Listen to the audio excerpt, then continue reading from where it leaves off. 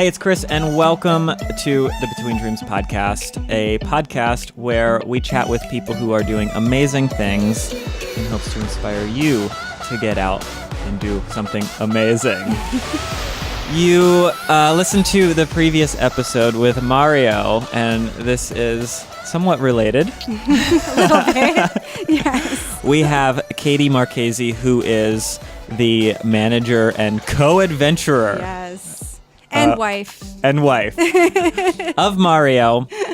And I wanted to bring you on because you play, so people that see Mario on stage see one thing, and sometimes they don't realize that there is a whole nother side of that world, of the business, and a much bigger side even. You know, most of the time performers aren't on stage doing what the world sees them doing. Definitely. There's a whole world of things happening behind the scenes, organizing and planning and just every part of the thing that's happening, and that's what you are in charge of to make the whole thing happen. Definitely. So tell us a little bit about how that plays, because a lot of performers don't have somebody to play that role and do that. So just to give a little bit of a overview of exactly what your, maybe like a day-to-day thing. I know there's no such thing as a normal day, but what are some of the things that you do? And then we'll dig into some more of the exciting, not descriptive adventures that you guys have been up to. Yeah, I mean, this is like, so Mario basically, I let him do the performing and the creative aspect, and everything else kind of falls on my plate. So so I do the bookings and, outreach, trying to get new opportunities and all of the logistics and all of that. And I also do the website and social media. So that's my creative outlet, which I really enjoy. And it kind of just gives him the brain space to create, because that's what he's known for, is like all the DIY crazy robotics and everything, which just like it takes a lot of time and effort to do that. So we're really lucky that we're able to balance it out where he doesn't have to worry about booking himself and taking care of all of that boring stuff. And I happen to enjoy it. And it's something that's really invigorating to me to try to like email a ton of people and find out what next opportunities I can make happen. So I enjoy that, and then he doesn't have to. So that's the basic rundown. Yeah, what a perfect pairing where two people are getting enjoying the two sides of it, where someone's not burdened with. I mean, I like in the very beginning of our career, he had me up on stage doing like the whole assistant. That's not me at all. I'm so bad at that, and I would get nervous. I'm like, I'd get terrible stomach aches before every show. It's just not me, and it's not him either. Like that's not what he's really good at. So I'm glad we moved away from that and found our roles that work really well for each other. Yeah, and one of the coolest parts, I think, about what you guys are doing is, as a performer, an entertainer in any world, it inevitably leads to traveling and needing to be away, and that becomes, it's like fun. Oh, that's amazing. Yeah. Except if you do have a family, then it's like, oh, you have to be on the road away from your family for a really long time sometimes. And what you guys have managed to figure out a way that you actually oftentimes get to travel with the family. Yes. So yeah, I mean, that was kind of, it was just something we decided we needed to do. Yeah. So it's not always the easy way. In fact, it's never the easy route to bring two kids with us. It's not, the most profitable way.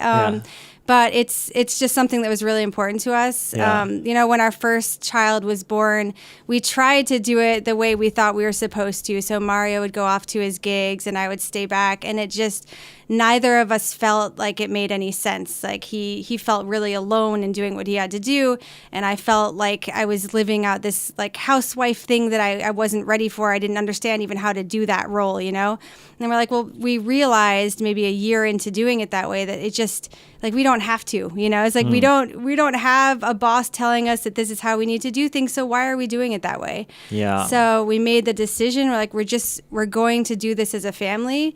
And at that point, we weren't even traveling yet, but that was also something we really wanted to bring into the business. So once we started traveling, we're like, we're just going to have to make it work with the kids. It's the only option, you know, and it has, and it's really, really difficult sometimes. But the reward side of it is so much greater because we're sharing it with these two little impressionable beings, and it's cool. So we're forcing it to happen. It's not a natural thing, but we forced it to be, and now it's like it's got its own momentum and it works.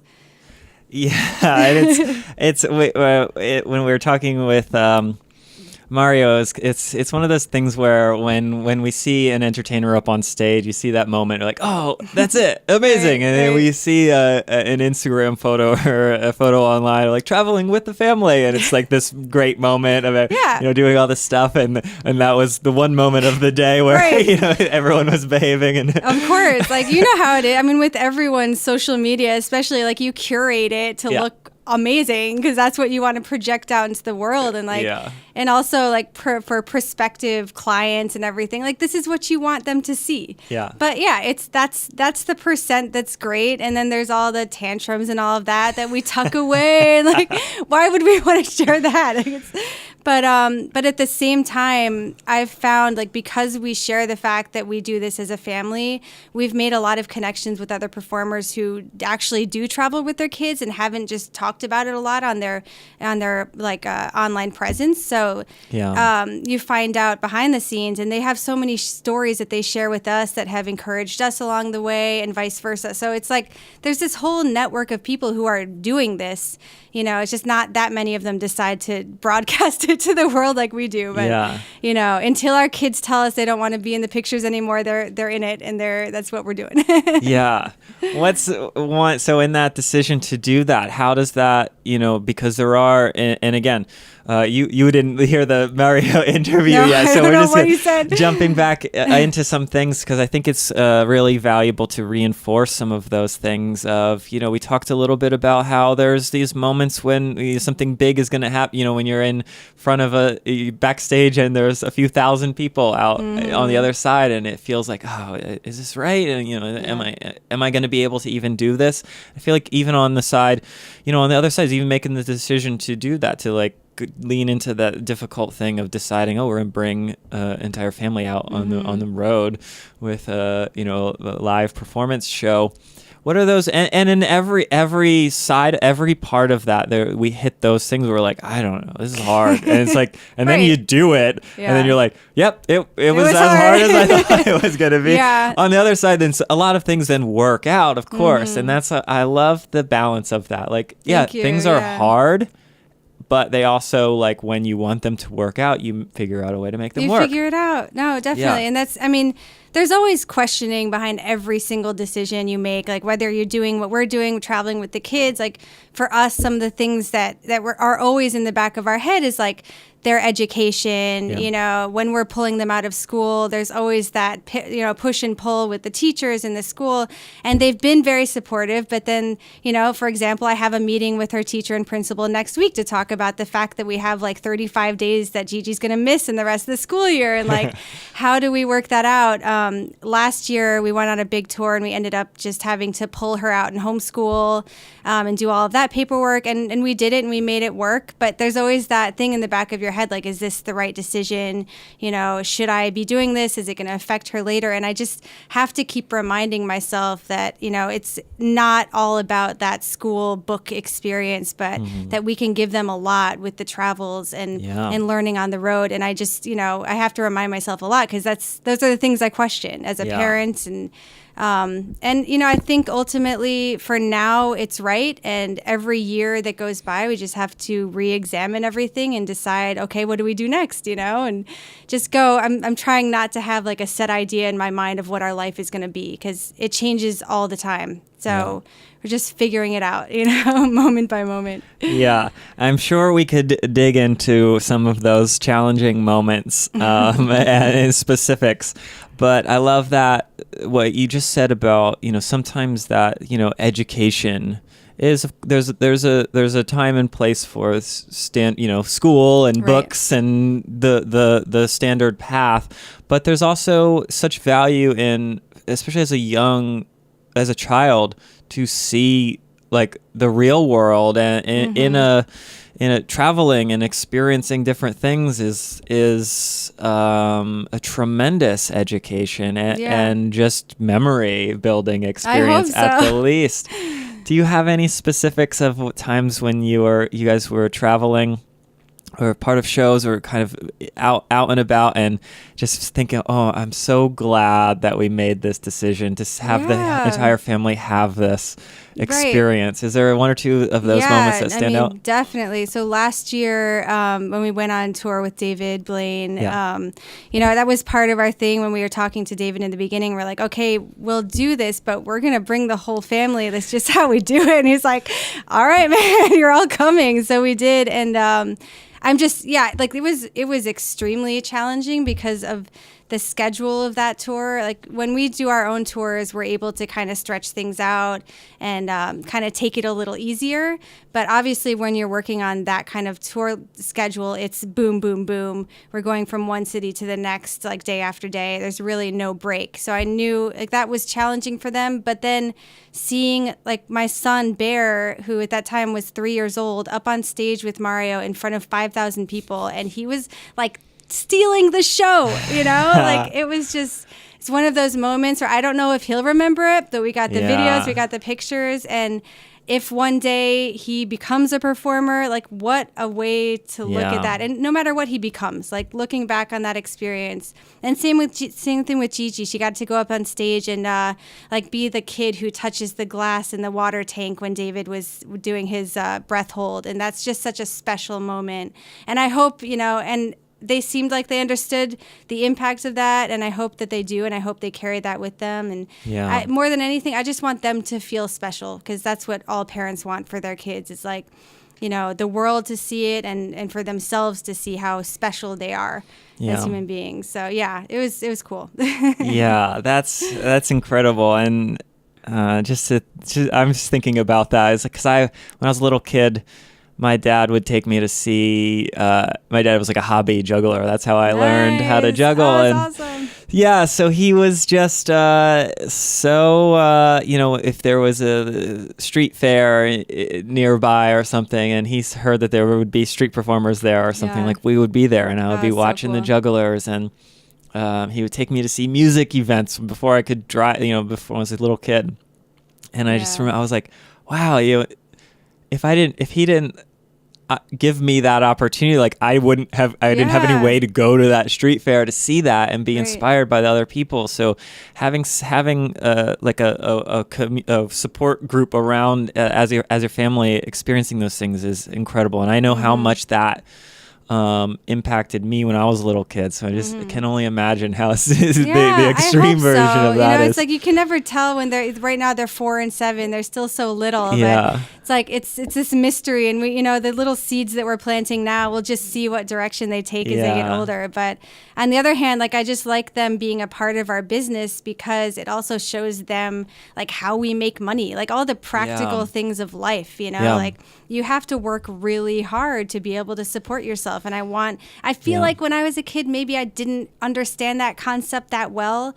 And I want to give that to them so they get like, this is what it means to survive if you want to be an entrepreneur or whatever you do. You got to put everything into it, to get what you want out of it. And I hope those, it's like, of course they complain, they're kids. So there's times where they're like, why do we have to do another show? But I hope they learn, as they get older, that this is life. This is what you do, Yeah, it's super, especially that young. It's like we're seeing the real in and out of the business. Right, it's incredible. So another side that both of you guys are doing is not only doing the performance and you doing all of the behind the scenes things to make those moments happen, is and throughout the years that I've known you two, as through Vinny at Vinny's street fair day. What was that called? Yeah. The Midsummer Yes, Magic Midsummer Magic. in 2010, 12, 13? Maybe Yeah, before seems like that. even earlier. It's A really long crazy, time ago. crazy. I have an amazing photo of me juggling a fire, I think, on a unicycle in front of a huge crowd. There were a lot of people. Yeah. And met you guys there and have been following along on the journey ever since of what you've been doing. And it's always really cool to see it's not just, doing a show. Mm-hmm. It's doing this show. It's always the same. It's always being innovative, and on Mario's side of the creativity of creating the show, that's been super cool to see. But then also on your side of like kind of crafting, it's like you're not just doing shows in like just in local kids shows or something. It's always like expanding out and kind of doing these other things. And particularly, and we talked about this as well with Mario, in the thing of you're being an inspiration through teaching other people as well. It's not just like, let's see how successful we can get. And that's not the only thing. It's always you've done great things with vlog type videos of showing the real life thing. It's like, showing the awesome parts of it, but it's also showing like, hey, this is it's business and it's work as well. And that's always been really cool. Talk a little bit about that. Why do you care about spending time and energy and money into doing things that are helping others and sharing that story, which might not in a initial look at that might be like, well, there's no direct return on this or whatever it is, which we all know that of course there is. There totally is. Yeah. And I mean, at base, and I think that a lot of this has to do with just the social media age. Like we're at a point where we have this way to connect with each other and it's so easy. We all have our cell phones with us all the time. And like you have this whole network of people that some you've met in person, some you haven't, but they're right there. And it makes everything so much more interesting when you can make those connections everywhere you go. So yeah, we've been doing, like Mario does an online course teaching DIY magic for magicians. Like it's just this whole group of people who really love what he does, and then he gets to watch them flourish into something that they want to do. And it's never exactly what Mario does, it's like they take what he has taught them and create all these insane other things that we're like, whoa, like that's so cool. And it's so you get this inspiration back, and it may not be like they may be on a completely different path, but it feeds your creativity. Like Mario's gotten great ideas from this network of people he's been teaching, and everywhere we go, like we started working magic conventions the past couple of years. We never did that before. I think because we were kind of intimidated by the magic world, and it can feel very cliquey if you're not in it. So we kind of did our own thing for years. But once we got into it, we realized like there's at core, most people want the best for each other. So everyone's there to encourage each other and help each other out. And it's been just a source of like, it helps our brains as we struggle through the aspects of being self-employed and traveling and trying to make this crazy life work, of just connecting with other people and hearing how they've done things. And, it encourages us. Yeah. And also, like we have, through all these little outlets, we have this network of people who like they really enjoy what we do for whatever reason. And so when we go to a new city, we have people that are there to welcome us. Yeah. And it's cool. Like, and that's how we can travel, because we couldn't do it if we didn't know anyone anywhere we went. We just couldn't do it. Yeah. So like we go to Colorado, and there's, even if it's just like one or two people or one or two families that are there and have been following the story, they tell their friends about the shows. They help us to know where to go eat with the kids, like little things like that. Yeah. And it makes the whole experience just that much more enriching. And, and meeting people face to face that you've been following for 10 years online is a trippy experience. And it's really cool. It's just, it makes it a more rich, enjoyable experience altogether, As I'm sure like you do the same thing. Like you put the more you put out there, like with your social media, and especially when you do dive into the times when you're going through challenges or whatever, like there's always people who are going to direct message you or whatever to let you know, like, I was there, I've been through that, don't worry, like you've got this, you know. It's like you need that sometimes. Yeah. Because you're not going to a job where you have, you know, fellow employees to encourage you or a boss to let you know you're on the right path. Like you're kind of on your own. Yeah. So you need to create that community, you know? Yeah.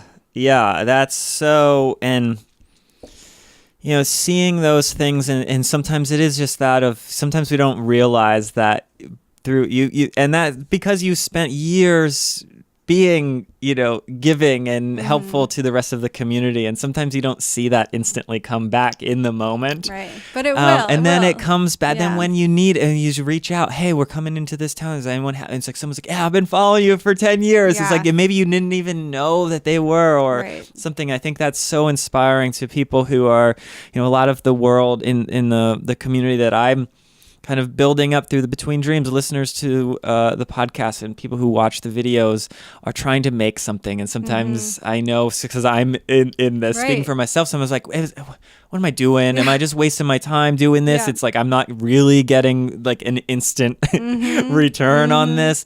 And then something happens where I'm at a show, or someone comes up and was like, oh, that podcast episode that you did with this one person. I told Mario that the one, and when performers especially come up to me and ask, well, what episode should I listen to? Because there's like 80 episodes out now.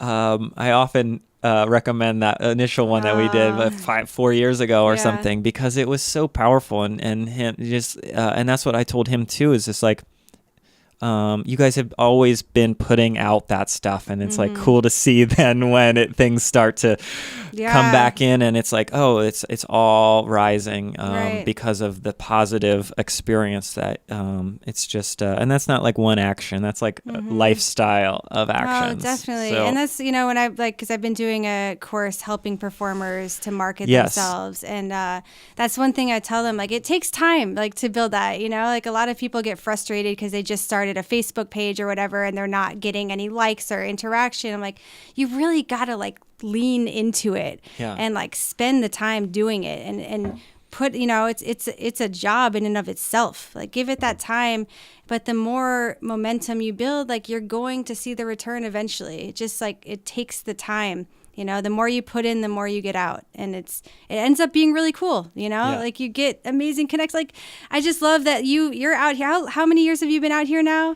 We're coming just about almost exactly 3 years now. 3 years, and we love like following and seeing what you're up to, and like following the journey, and like it's very relatable to a lot of people, whether you're a performer or something else. Like, everyone goes through these periods where they're moving somewhere new, trying to figure out how to do it there, and it's cool and inspiring, you know. So it's always worth sharing that stuff. That's awesome. So to wrap it all up, that's amazing. I think there's a lot of stuff that's super inspiring, motivating, and to hear about what you guys are doing. For those people who maybe are listening and they're in that moment of maybe I have an idea. They want to start a podcast, or want to start a live show, or want to start a YouTube channel, or want to, whatever it is. There's a lot of creative people who have great ideas, but they hit that moment of like self-doubt, or oh, this is going to be hard. What's in that moment when you feel that? What's something that you, like, an actionable thing that you take to get yourself through it, to get onto the other side, that might be helpful to somebody who's in that position? Oh, definitely. You know, one thing I like to do, like, it just happens to be really fun to me, is like, I will sit at my computer and I go through and I make a list of like all the things I want to achieve in the year, and then sit down and start writing emails. Like, just start doing something, like one little step towards that. Because if you're sitting and thinking about it, like, you're just going to stress yourself out. But if you start taking the action, even if it's a little action of just sending out, like, you know, a ton of emails that you know you're going to get like a 1% response to, it doesn't matter. You feel like you're doing something. And then the next week, when you have that 1% response, that's the next step. And like, you keep moving forward. But if you're not doing anything and you're sitting and just stressing about it, that's all you're going to do, is just keep stressing, you know? So take one little step, and that will lead to the next steps. And, you know, that's my advice. Amazing. I love it. Vinny, hand me one of those books right there. Everything, that's amazing. I talk about that all the time. Mm-hmm. We made a book. It's called Just Go. And it is that exactly the same. It's like, I don't know how to do anything, and I don't know what the second step is going to be, and I have no idea how to get to the top of that mountain, but I know that I'm here, and that I can either walk that way or stand still. Like there's three options. You can stay where you are, like shy away from it, or dig in and lean into it, and it's obvious what the correct when you think about it in that way, like it's clear that you just go. You gotta move, just go. I know, and we love that whole philosophy. Like that's why we love you, man. Like that you're always preaching that, and that's the most important thing you can do is just go. Yeah, you know? Amazing. So thank you so much for joining. We got a T-shirt for you. Yay! As I grab the T-shirt off the rack just over there, tell them where we can find more about you guys. Both the adventures of Mario and also your stuff of you teaching, and if someone might be interested in learning about your course. And I'll be right back. So everything is on MarioTheMagician.com. You'll find all of our social media links there. So all of the Mario social media, anytime I have something to announce, we always announce through there too. And Mario the Magician on Facebook, Mario Magician on Twitter, and Mario the Magician on Instagram too. So hope to see you guys. Thank you so much. It's all there. And as a supporter and someone who inspires us in the Between Dreams world, a Between Dreams shirt. If you want your own Between Dreams shirt, head over to BetweenDreamsClothing.com. And thank you so much for joining. Thank you. Thank you all for listening. If you just caught this episode and want to hear the Mario episode, you can find it everywhere. If you're listening to this episode, you can find the other one. Thank you so much for listening, watching. Thank you, Katie, for joining. Thank you. And that's it for now. Thank you and goodbye.